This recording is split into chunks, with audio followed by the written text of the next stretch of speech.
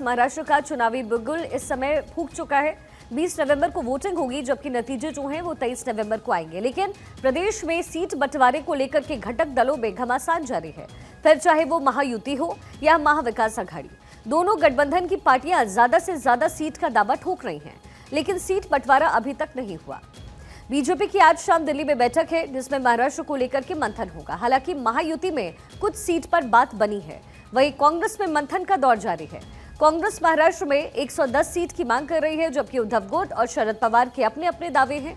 ऐसे में हरियाणा विधानसभा चुनाव में हार के बाद कांग्रेस के लिए सबसे बड़ी मुश्किल खड़ी हो गई है। वो मोल भाव की स्थिति में इस समय है ही नहीं। वहीं महायुति के बड़े भाई की भूमिका निभा रही बीजेपी फूंक फूंक कर वहां कदम रख रही है। वहीं सूबे के डिप्टी सीएम देवेंद्र फडणवीस ने एक बड़ा संकेत दिया।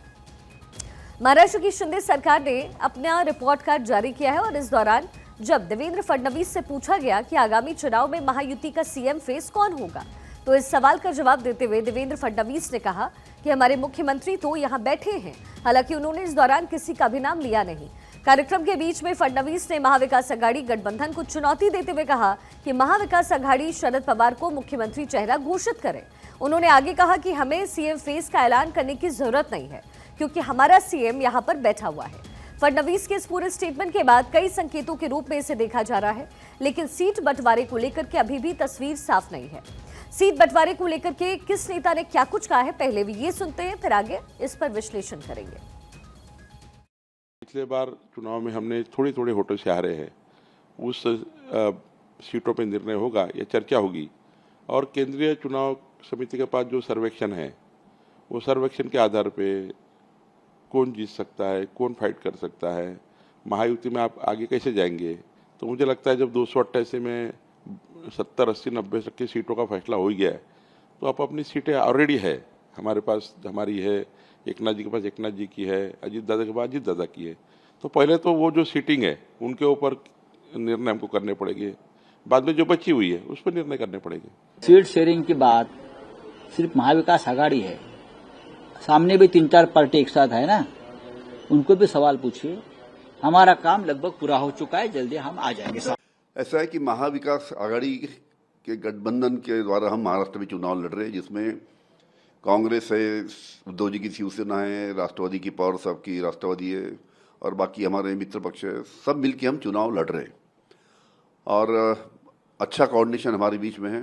15% सीटों के ऊपर निर्णय लेना बाकी है, उसके ऊपर भी चर्चा होगी और जल्द से जल्द उसके बारे में निर्णय होगा।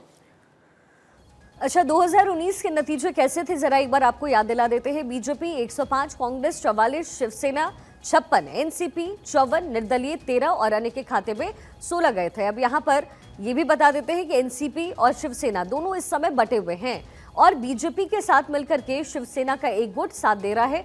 ये 2019 के आंकड़े हैं जो परिणाम के रूप में सामने आए, लेकिन अब ये बाइफरकेट हो गए हैं, जहां पहले 6 पार्टियां, मुख्य तौर पर 5 पार्टियां और एक अन्य जो है निर्दलीय थे, वही 2024 में ये पार्टियां, 5 पार्टियां बट करके ज्यादा संख्या में हो गई है।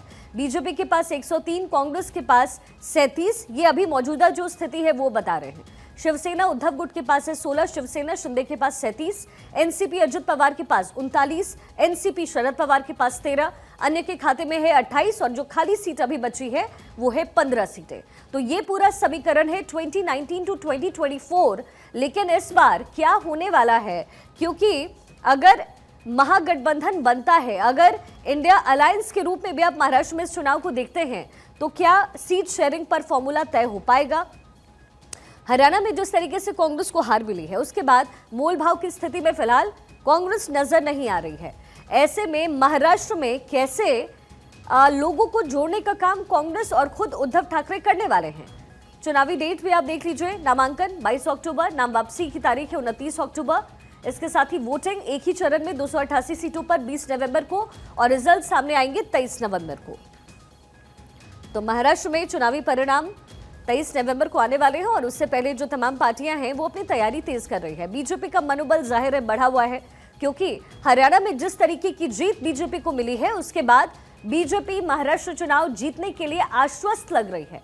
लेकिन अंदर खाने काम करने की जरूरत है और जाहिर है इसका जिम्मा जो है वो बीजेपी के चाणक्य कहे जाने वाले अमित शाह के हिस्से में आने वाला है और अमित शाह लगातार इसको लेकर के काम भी कर रहे हैं।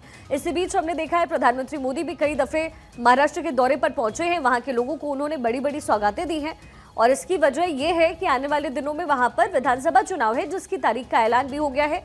20 नवंबर को महाराष्ट्र में 288 सीटों पर एक ही चरण में वोटिंग होनी है। 23 नवंबर को परिणाम सामने आने वाले हैं।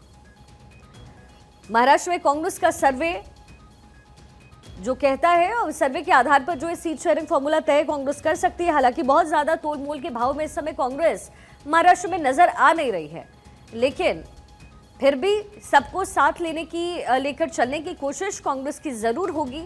अगर कांग्रेस महाराष्ट्र के रण को फतेह करना चाहती है तो महायुति वर्सेस महाअघाड़ी में किसके सिर पर जीत का ये ताज सजने वाला है ये तो 23 नवंबर को पता चलेगा। लेकिन फिलहाल जो कोशिश है, जो प्रयास है, वो सभी पार्टियों द्वारा इस समय किया जा रहा है।